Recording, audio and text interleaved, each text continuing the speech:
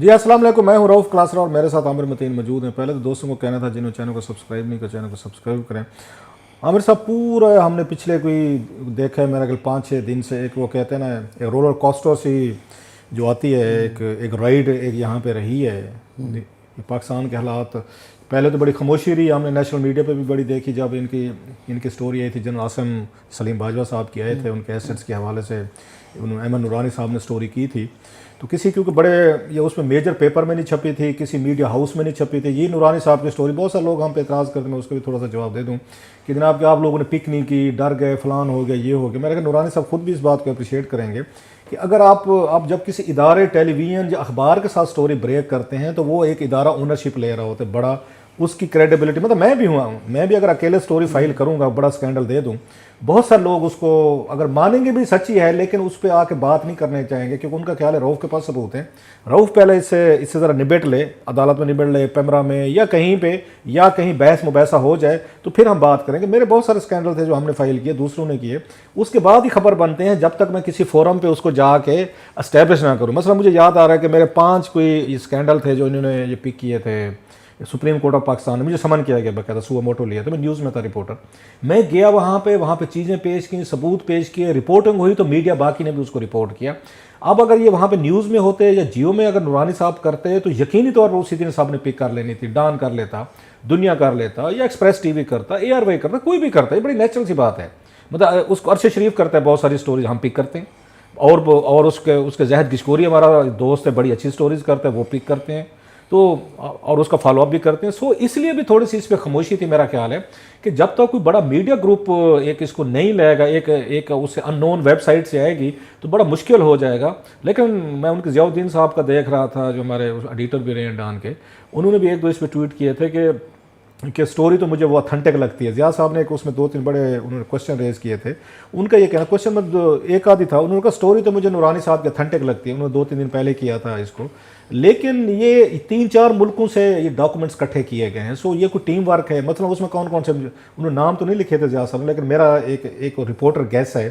Dubai کا، میرا خیال ہے اس میں ڈاکومنٹس ہیں، پاکستان سے لیے گئے، امریکہ سے لیے گئے، یہ 3 ملک مجھے لگ رہے ہیں جو اس میں پوری میں انوالو ہیں۔ خیر وہ اب جو ایک اس میں مزے کی بات ہوئی ہے کل کہ عاصم باجوہ صاحب نے جب انہوں نے ریلیز کیا ہے اپنا، انہوں نے پوائنٹ آف ویو دیا، اور ہم سب ویٹ کر رہے تھے کئی دنوں سے کہ آئے گا تو اس کے بعد ہی کھل کے بات ہو سکے گی، وہ کیا کہتے ہیں۔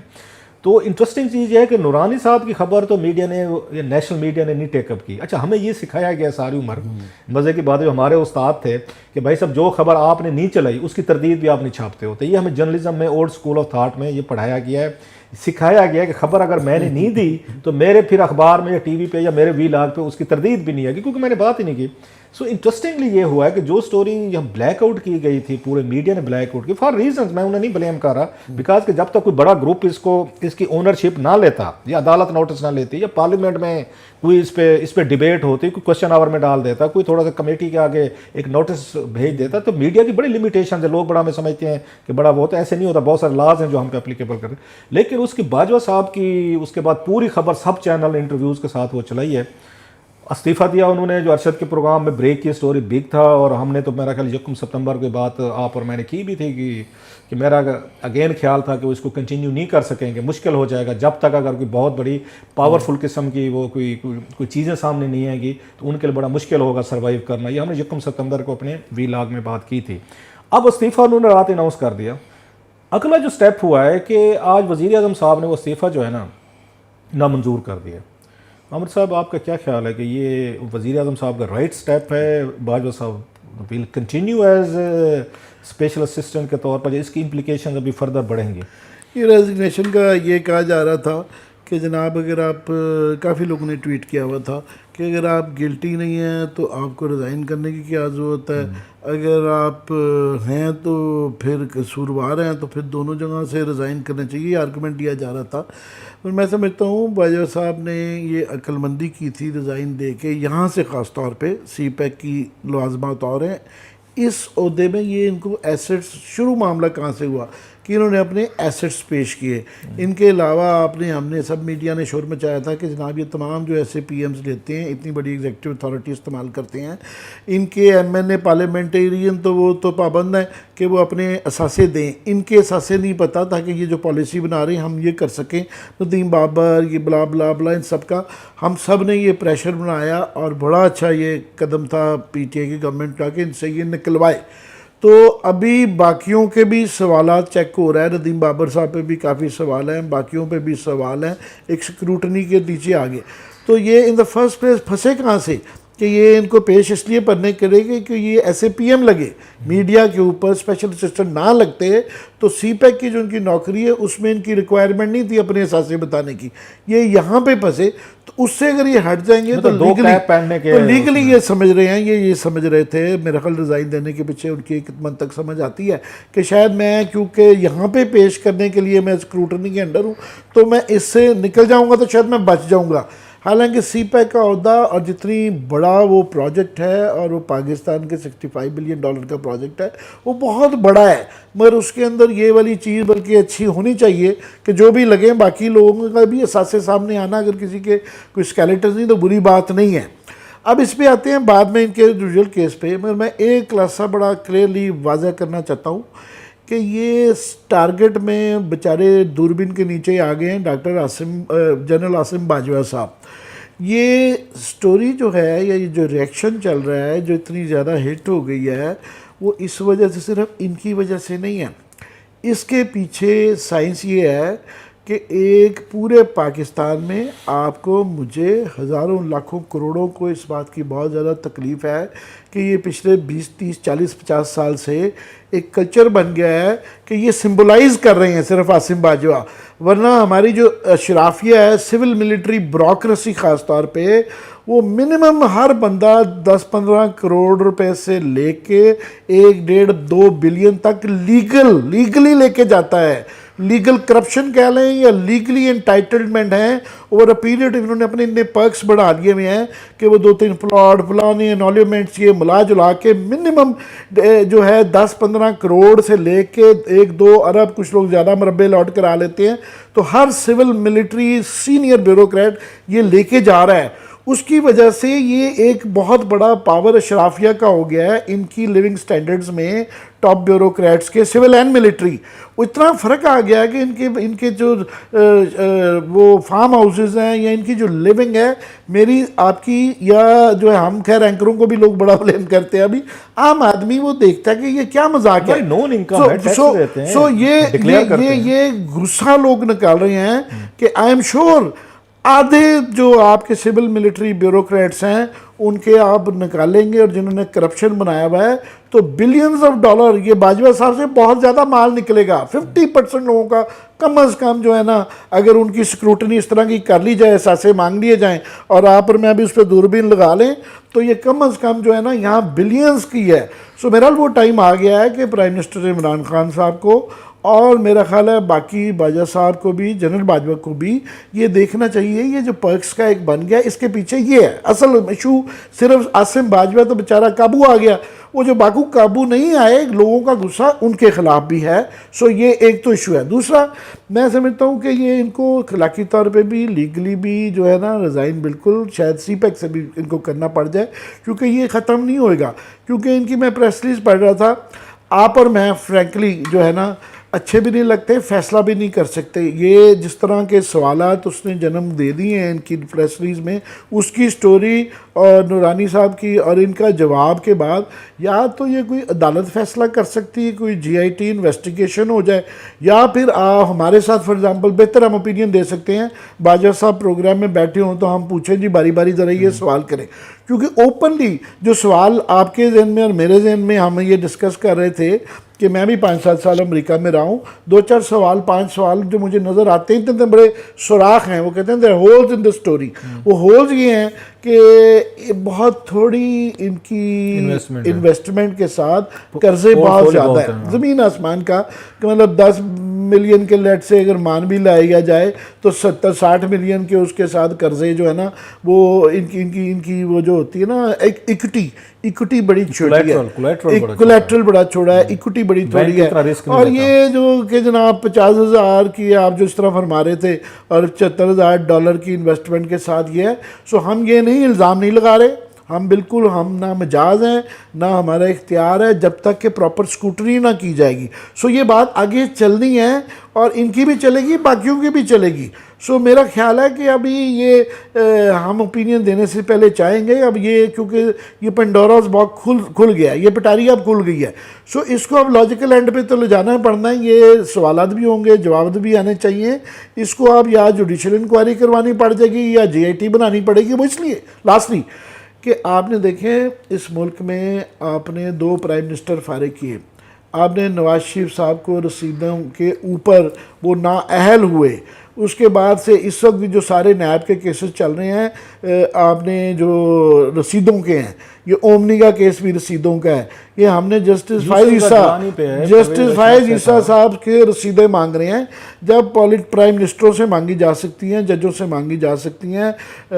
जो अब सहाफ़ियों से भी मांगी जा सकती हैं, जर्नलों से भी मांगी जा सकती हैं। रहमान रसीदें हैं ना, तो जिसकी रसीदों का इशू आ जाएगा उसको तसल्ली करनी पड़ेगी, उसको अदालतों की भी करनी पड़ेगी, पब्लिक की भी करनी पड़ेगी, हर एक की करनी पड़ेगी। अब वो पंजाबी में कहते हैं ना ये तरेटे चढ़ गए हैं, तो ये तरेटे चढ़ गए हैं। आमिर बड़ा आपने इसको कम्प्रिहेंसिव देखा। इसको मैं एक तो आपके साथ खबर शेयर करूँ, मैं इस पे स्टोरी है कि इसी बाजवा साहब के एसेट्स के हवाले से इनके जहन में था, क्योंकि फ़ौज में ये होता है कि जो चीज़ आप डिक्लेयर करते हैं, आर्मी में क्लासीफाइड डिक्लेयर होती है, उसको छुपाया जाता है, उस पर क्लासीफाइड लिखा जाता है, सीक्रेट लिखा जाता है, उसको मिलिट्री के रिलेटेड होते हैं, दुनिया भर में सीक्रेट्स होते हैं।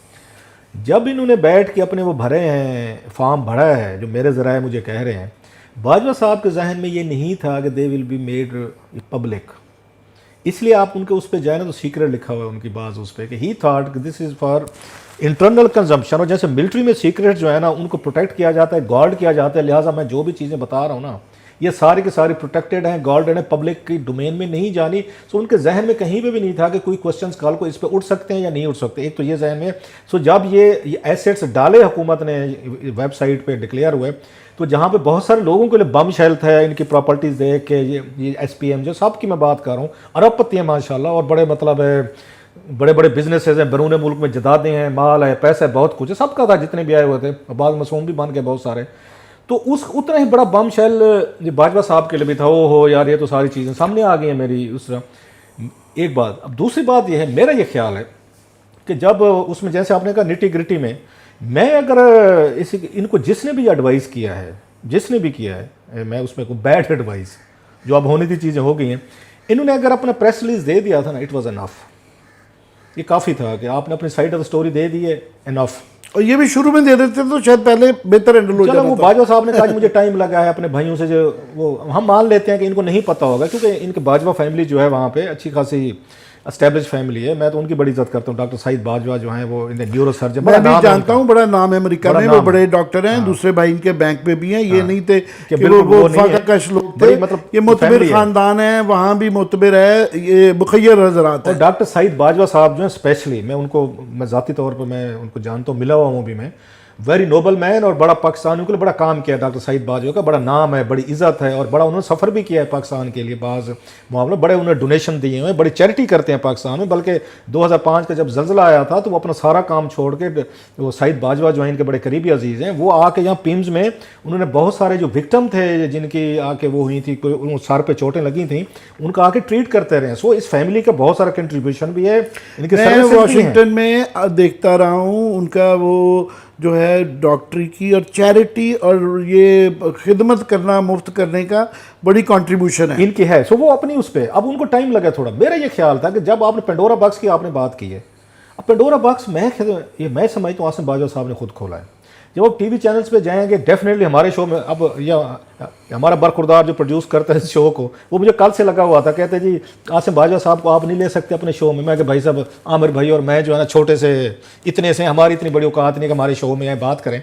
जब आप बाकी आना चाहे तो is more than welcome any time sir. हम तो चाहेंगे ओपिनियन ले। मैं अपने बरखुरदार की ख्वाहिश का इजहार कर रहा हूँ, वो भी समझ जाए कि शायद हमारा ये छोटे से यूट्यूब ही है ना, तो ये कोई इतनी बड़ी बन गया तो हम भी उनको बुला लें तो आएँ। वो तो अपने उससे देख रहे थे प्रोडक्शन हिसाब से कि बड़ा अच्छा हो जाएगा सारा कुछ। कहने का मतलब ये, जब आप टीवी पे जाएंगे सर, फिर बहुत सारे क्वेश्चंस आपसे होंगे जिनके लिए शायद आप तैयार नहीं होंगे। वही कल हमने देखा है कि काशिफ अब्बासी ने इस तरह के सवालात किए हैं, अरशद ने खैर उसने किए हैं, फिर हमने उसको देखा शाहज़ेब खानज़ादा साहब को देखा जहाँ पे वो आ रही है कि वो छोड़ के उनको जाना पड़ा। सो एक चीज़। दूसरा मुझे ये लगता है कि जो आज उनके रेजिग्नेशन के हवाले से आया है ना, इन्होंने वज़ीर आज़म से मशवरा नहीं किया था, मुझे लग रहा है। इन्होंने अरशद के शो में खबर तो ब्रेक कर दी कि मैं छोड़ रहा हूँ। होना ये चाहिए था एटलीस्ट आपको प्राइम मिनिस्टर से पहले बात कर लेनी चाहिए कि sir I am going to quit. अगर उन्होंने आपको नहीं अलाउ करना, अब उससे ज़्यादा बड़ी खबर बन गई है, मेरा ख्याल ज़्यादा मुश्किलें पैदा हो गई हैं। आप क्विट करने का ऐलान ना करते, फिर आप फिर वेट करते, मैं प्राइम मिनिस्टर से मिलूंगा फिर वो खबर में ब्रेक करूंगा। आपने वहाँ ब्रेक कर दी, रिएक्शन आना शुरू हुआ, लोगों ने कहा फिर सिपैक पे भी छोड़ें।